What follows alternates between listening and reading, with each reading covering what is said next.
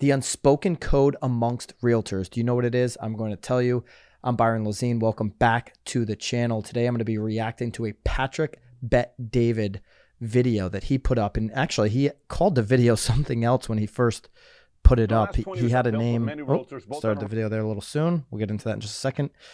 His name was Best Advice to Buyers and Sellers. So you can see the angle where he's going with this. He really wants buyers, sellers, consumers, people interested in real estate to know this secret code. I'm going to react to his entire video, which is on his Valuetainment channel. Love Patrick Bet-David. Grew one of the largest insurance companies. Brilliant salesperson. Love getting his perspective. I'm going to be, looking for exactly what his thoughts are. Somebody who's bought and sold real estate. If you like these types of reaction videos, please leave that in the comments. Make sure you subscribe so you can see more of those and some more people can see these. So let's jump right into it. Let's see what Patrick Bet-David says the secret code amongst realtors is. In the last 20 years, I've dealt with many realtors, both on the residential and the commercial side, whether it's buying buildings, leasing office space, or whether it's buying homes or renting vacation properties.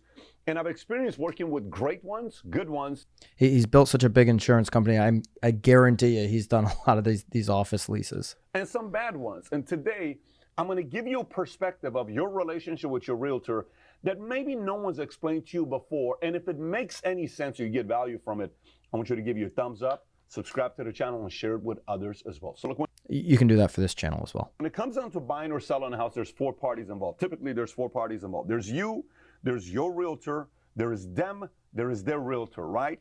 And you could be the buyer, they're the seller, you could be the seller, they're the buyer, but regardless, there's typically four parties involved, right? Now, the question you have to ask yourself. And the bank, right? The buyer is not there without somebody partnering with them on the money unless they have cash. So there could be another party involved, and that would be the mortgage. Is how many different teams are there? Teams. How many teams are there? What do you mean by that, Pat? Here's what I mean by it. I mean, you and your realtor, you are one team, right? Them and their realtor is one team. But there's one other team that no one thinks about, that 90% of the time have a longer relationship together than the rest of them do. And here's who it is your realtor and their realtor. He's absolutely right on this. I say to agents all the time, every interaction, especially new agents, every interaction that you have with another agent, an agent within the community, it's not a time to be combative. It's a time to build a relationship, because your ability to help your client in the future is going to rely on those relationships. Let's see what he says about that realtor to realtor relationship. Let me explain to what I mean by this. How many times are you going to do business with your realtor?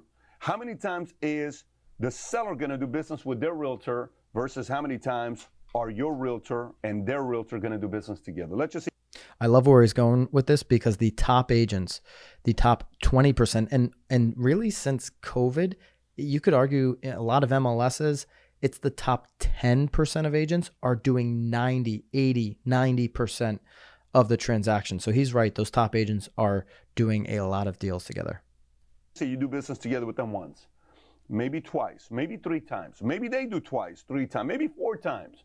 How often do you think they're going to do business together? 5 times? 10 times, 20, 30, 40 times? What if they're the main guys in the city that you're buying a house or buying a building or selling a property? Think about it. And they've both been around for 20 years. You don't think they know of each other? You don't think they've done business together? You don't think they know that on the next deal coming up, they're going to have to? So if they push too hard on the next one, you get where I'm going with this, right? So here's how it goes. You go to your realtor and you say, oh my gosh, I love this building. This is the building we want to buy. This is the office we want to buy. We love this office. We love this building. This is the building. This is the one we want to buy. Everybody on the team loves it. And you tell your realtor, thinking this realtor's on your team, right? Okay. Then the other side, the seller says, look, I just want to let you know, I'm not selling this thing for less than, I have to get my $7 million, even though it's on the market for $8.5 million. Now his realtor knows $7 million is the cutoff. Now, then they talk. So really savvy sellers sometimes don't even tell their listing agent the number. But yeah, a lot of times if there's a lot of trust, the listing agent's gonna know the number going in. Your realtor's like, okay, let me see what I want to go get the best deal for you. Their realtor goes, okay, let me get him. I want to get him more than $7 million. I'm gonna do my best, but it's good to know where you're at. And then the two realtors unite and they talk. So what does it look like? Well, I tell you, he's got a number and he's not willing to. What number do you think you can get him for? I don't know. I think it's going to be a stretch at $7 million. I think your buyer's got to go with 7.7. They're not going to go there. These guys are going to go at 6.9. Well, I don't know what we can do. look, see if you can get them at this number here. Let me go back and talk to them. And they go back to see if you can get a 7 in front of it. They both want to sell it at the highest possible value, including your realtor, especially if you're the buyer. They make more money if you sell it for $7 million instead of $6.5 million. That's an additional $500,000 of commission. You think it's fully them wanting to get it for you? Not all the time. So then they come back and they say, but with a great buyer agent, they do want to get the lowest price possible, meet all the needs. They don't want to lose a deal, but a really good, strong buyer's agent is trying to, because they know the referrals. They know the next deal's coming. Okay, why don't we do this? I think I can get them for 7. Yeah, I got them. They like the house a lot. They like the building garage. You can tell from their emotion. I saw the wife. The wife was very excited. They really want the house. They want this place to, okay, great. No problem. Then let's try to sell it for $7.2 million. And then they go back and forth. So because they have the relationship. This is the part where buyers and sellers forget that no matter how much you do business with your realtor, the two realtors are a bigger team than you know in the most indirect way. Attorneys, 2 divorce attorneys, when they talk to each other, what do you think both divorce attorneys know? Drag this thing out. The longer it goes, the more hours why divorce people don't know this? I don't understand. You know the code. Wink, wink. Let's keep going. Similar model. Now, some realtors are watching this. They're pissed off at me. Pat, how dare you make a video like this and talk not at all. Love the video, by the way. About this in this manner. I'm not talking about this in this manner. I'm just telling you. Most realtors are like this. Now, let me give you some of the realtors.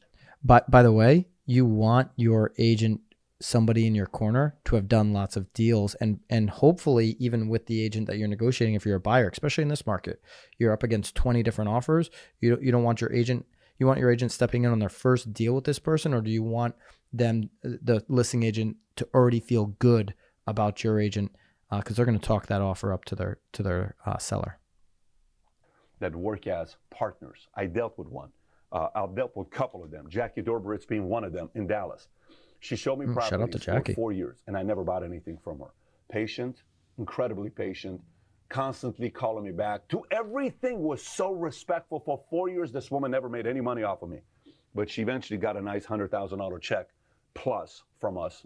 Real estate's a long game. Not a couple $100,000 check from us for what she did, because she was a great realtor. She did her part right. And there's many others here. So now, if you're watching and say, well, Pat, what can I do to make sure that as the buyer or the seller, the realtor's fully on my side? You're asking the right question now. Here's what it is. Either find a realtor that you're going to do repetitive business together for many, many years to come, or become the following. I tell all the people I do business with, here's what I tell them. I say, listen, I'm probably going to be your greatest referral source of your career. What do you mean?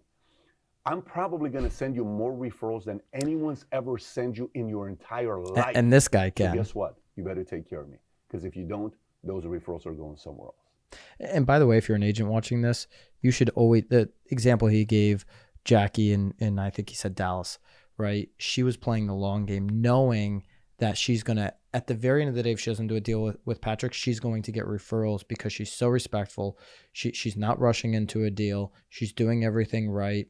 That's what you should do with every single client. Play the long game. This is a relationship business. This is a referral business. And I'm telling it as a joke, but I'm not joking. I'm dead serious. So if you're watching and saying, how can I get to that point? Influence, be somebody that gives referrals out to people. If you say you're going to give referrals out to people, do it. If your realtor's so good, tell the world about it. If your realtor's done such an outstanding job for you, protect them. Tell the world. Give the referral. Call your family. Call your friends. Work for them, because when it comes down to it, they will 100% be on your side. They're going to reciprocate. Absolutely. What he's saying is 100% correct. Anytime you're looking to create a relationship, that's what he's talking about, buyer seller trying to create a relationship with a top agent in a market, you want to give. Now you're thinking, well, geez, I'm hiring the person, they're working for me. Why do I have to give? Because the more you give, the more you always get back. Because they know you are the relationship they don't want to lose, not the other relationship. Their concern becomes you, not the relationship with their realtor. They never want to lose that client. They never want to lose that client because that client is so valuable to their database, to their sphere. Just to say that Patrick Bet-David is a client of mine, you never want to lose that badge. You, because you give them referrals, And you don't do one deals. You do 2, 3 because you're a be-back customer, and be-back customers are very, very hard to find. So having said that, if you watch this video and you got value out of it, I don't know what a thumbs be-back up, customer subscribe to is, the channel and share it with your friends I'll be and back. your peers. And if you're a realtor watching this and you disagree, I would love to hear your thoughts. Totally don't disagree, actually. I thought it was brilliant. I mean, he's so dead on right. The punchline for agents is you want to have all of these relationships, and then you want to show your listing, your sellers rather, and your buyers how those relationships are actually going to bring value to them. Your ability to work with the top agents in your community and know that you can get a deal done with them is super valuable. It's valuable in this market where there's 20 offers, and it's valuable where there's 0 to 2 offers in a down market, because you can go to those people you have a relationship with and convince them to work with you because there's fewer deals in the market. If you're an agent, you should absolutely be doing this. If I'm on the buyer or the seller side, I thought he had great advice there, right? Giving to your agent, strengthening that relationship, making sure that they understand that you can be a resource for them long term so that you build that trust.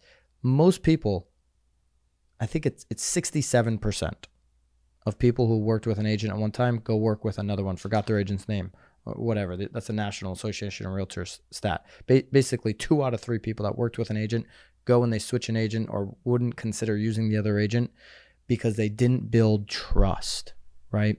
You want to build trust both ways. So whether you're the buyer, the seller, or the agent, you want to have a trusting relationship so that it can be a long-term relationship, so that you're not starting from scratch on every single transaction. So you have a better chance, especially if you're working with a top agent, top team, of getting more of your offers accepted, of getting more deals done for the properties that you're selling. Love the video from Patrick Bet-David. Love for you to leave a comment here, and certainly subscribe if you'd like to see more of this content. We'll see you on the next one.